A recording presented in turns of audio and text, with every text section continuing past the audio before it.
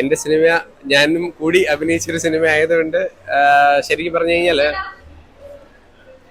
കുറെ നാൾക്ക് ശേഷം കുടുംബ പ്രേക്ഷകർക്ക് ഇഷ്ടപ്പെടുന്ന ഒരു സിനിമയായിട്ടാണ് എനിക്ക് ഫീൽ ചെയ്തത്. പിന്നെ കുറെ ആർട്ടിസ്റ്റുകൾ ഇതിനകത്ത് പെർഫോം ചെയ്തിട്ടുണ്ട്. സിനിമ തുടക്കം മുതൽ അവസാനം വരെ. ആത്മസഹു എന്ന് പറയുന്ന പേര് കേൾക്കുമ്പോൾ നമുക്ക് ഭയങ്കര ഒരു കൺഫ്യൂഷൻ ഫീൽ ചെയ്യാറുണ്ട് പലപ്പോഴും. ഞാൻ ആദ്യം ഈ ആത്മസഹു എന്ന് കേട്ടപ്പോൾ എന്താ ഉദ്ദേശിച്ചത്, ബട്ട് ലോജിക്കലി ഇതിന്റെ ഒരു 3 ആത്മാക്കളുടെ മനോഹരമായ ഒരു സ്റ്റോറിയാണ്. അപ്പം ഒരു വീട്ടിലെ ഒരു മരണം നടന്നു കഴിഞ്ഞതിന് ശേഷം 16 ദിവസം, ആ 16 ദിവസം അവരുടെ 16ന്റെ ചടങ്ങ് നടക്കുന്നതിനിടയ്ക്കുള്ള കുറെ സംഭവവികാസങ്ങൾ ചേർത്ത് ഇണക്കിയിട്ട് വളരെ രസകരമായിട്ട് നല്ല കോമഡി ഉണ്ട്. ഓവറോൾ ആ സിനിമ വളരെ നല്ലൊരു എന്റർടൈനർ ആയിട്ടാണ് എനിക്ക് ഫീൽ ചെയ്തത്. ശരിക്കും പറയുകയാണെങ്കിൽ ഈ അടുത്ത കാലത്ത് ഇറങ്ങിയിരിക്കുന്നതിൽ ഈ പറയുന്ന പോലെ നമുക്ക് കുറെ വയലൻസും ത്രില്ലേഴ്സ് ഒക്കെ എടുക്കുമ്പോൾ ഒത്തിരി നമുക്ക് സെൻസിറ്റിവിറ്റി ഉള്ള ഒരു കുറെ ഫിലിംസ് നമ്മളിപ്പോൾ ഈ വിമർശനങ്ങൾ നേരിടുന്ന സമയത്ത് നല്ലൊരു സിനിമ തിയേറ്ററിൽ പോയി എല്ലാവർക്കും കാണാം. ഏരിസ് ഫ്ലെക്സിലാണ് ഞാനിപ്പോൾ കണ്ടത്. നല്ല സ്ക്രീൻ 4-ല് ആൻഡ് ലുലുലുണ്ട്. ലുലുവിൽ ഉച്ചയ്ക്ക് കാണാൻ ആഗ്രഹമുണ്ട്. അപ്പം ചിലപ്പോൾ ഞാൻ ലുലുലു വീണ്ടും പോകുന്നുണ്ടാവും. അപ്പം നന്നായിട്ടുണ്ട് സിനിമ, എല്ലാവരും കാണണം തിയേറ്ററിൽ പോയി. ഞാൻ ഈ സിനിമയിൽ ഒരു റോള് ചെയ്തിട്ടുണ്ട്. എൻ്റെ പേര് അപർണ വിവേക് എന്നാണ്. ഇതൊരു നല്ല കോമഡി ആൻഡ് ഓൾസോ കുറച്ച് മെസ്സേജ് നമ്മുടെ ഇപ്പോഴത്തെ ഒരു ജനറേഷനിൽ ഉള്ള ഒരു കുറച്ച് മെസ്സേജ് ഇതും കൂടെ തരുന്ന ഒരു സിനിമയാണ്. എല്ലാവരും ഡെഫിനറ്റ്ലി കാണണം. പിന്നെ നിങ്ങൾക്കൊക്കെ ഇഷ്ടപ്പെട്ട കുറെ അധികം ആർട്ടിസ്റ്റ് ഇതിൽ അണിനിരന്നിട്ടുണ്ട്. പ്രത്യേകിച്ച് Renji Panicker sir and also കോമഡിയിലുള്ള നോബി ചേട്ടൻ, നെൽസൺ ചേട്ടൻ, അങ്ങനെ കുറെ പേര് തന്നെ ഇതിലുണ്ട്. മഞ്ജു ചേച്ചി, മഞ്ജു പത്രോസ്.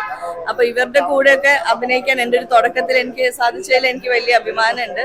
ആൻഡ് ഓൾസോ ഇന്നിപ്പം ശരിക്കും ഞാനും ഫസ്റ്റ് ടൈം ആസ് എ പ്രേക്ഷക ഞാനും കാണുന്നുണ്ട്.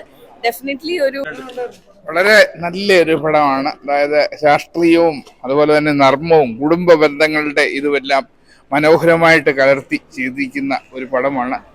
ഒരു സമ്പൂർണ്ണ വിജയമായിരുന്നു. ഒരുപാട് പേരെ ഉണ്ട്, എല്ലാവരും വന്നുകൊണ്ടിരിക്കുന്നേ ഉള്ളൂ. ഞാൻ ആദ്യം ഇങ്ങോട്ട് ഇറങ്ങിപ്പോകുന്നുള്ളൂ. ഞാനും ഈ ചിത്രത്തിൽ അഭിനയിച്ചിട്ടുണ്ട്. ഞാൻ അത് പുരാവസ്തു ഗവേഷകൻ്റെ റോളിലാണ് അഭിനയിച്ചിട്ടുള്ളത്. നല്ലൊരു പ്രമേയം വളരെ മനോഹരമായിട്ട് അവതരിപ്പിക്കാൻ കഴിയും. ഇതിനകത്ത് രഞ്ജി പണിക്കർ സാറ് പോലെ ഗോപു കിരണും ഒക്കെ വളരെ മനോഹരമായിട്ട് ഈ ചിത്രത്തിൽ ഇത് ചെയ്തിട്ടുണ്ട്. സമ്പൂർണ്ണ വിജയമാണ് ഈ ചിത്രം. പടത്തിൻ്റെ എക്സ്പീരിയൻസ് എന്ന് പറഞ്ഞാൽ വളരെ നല്ല ഒരു മൂവിയായിരുന്നു.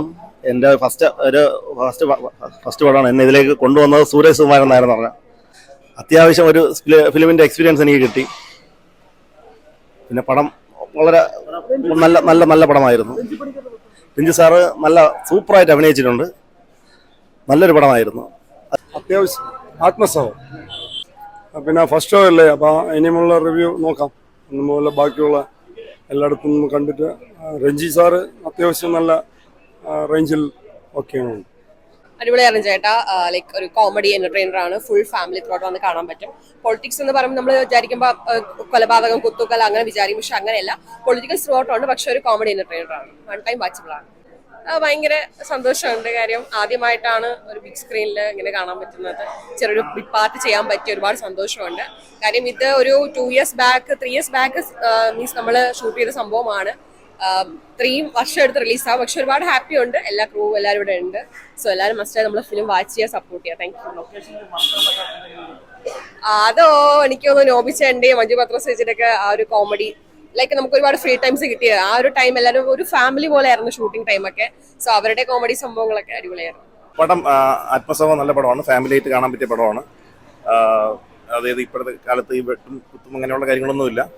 ഉറപ്പായിട്ടും ഒരു ഫാമിലി ഒരു മരണ വീട്ടിൽ നടക്കുന്ന ഒരു കുറച്ച് ചടങ്ങുകൾ മാത്രമാണ് പടത്തിൻ്റെ മെയിൻ കാര്യം. നവാഗതനായ ഗോപുകനാണ് അതിൻ്റെ ഡയറക്ടർ. ഞാനതിൽ ചെറിയൊരു വേഷം ചെയ്തിട്ടുണ്ട് സഖാവായിട്ട്. അപ്പം നമ്മളെപ്പോലുള്ള ചെറിയ ഈ വളർന്നു വരുന്ന കലാകാരന്മാരെ സപ്പോർട്ട് ചെയ്യണം എന്നുള്ളത് അഭ്യർത്ഥിക്കുന്നു. എല്ലാവരും തിയേറ്ററിൽ പോയി കാണുക ആത്മസഹം. എക്സ്പീരിയൻസ് നല്ല എക്സ്പീരിയൻസ് ആണ്. കാരണം അവരെ നമ്മളിപ്പോൾ ഒരു സീൻ ചെയ്യുമ്പോഴത്തേക്ക് നമ്മളിൽ വരുന്ന തെറ്റുകുറ്റങ്ങളൊക്കെ അവർ ഉറപ്പായിട്ടും അപ്പം തന്നെ ഹെൽപ്പ് ചെയ്തു. അപ്പോൾ എൻ്റെ കൂടെയൊക്കെ ചെയ്ത് നോബിച്ചേട്ടനായിരുന്നു. നോബിച്ചേട്ടൻ നല്ല രീതിയിൽ ഹെൽപ്പ് ചെയ്തിട്ടുണ്ട്. ഇപ്പോൾ പറയേണ്ട ഡയലോഗും ഡെലിവറി ആണെങ്കിലും നല്ല രീതിയിൽ ഹെൽപ്പ് ചെയ്തിട്ടുണ്ട്. അവരൊക്കെ നല്ലൊരു എക്സ്പീരിയൻസ് ആയിരുന്നു അവർ അഭിനയം നേരിട്ട് കാണാനുള്ളത്.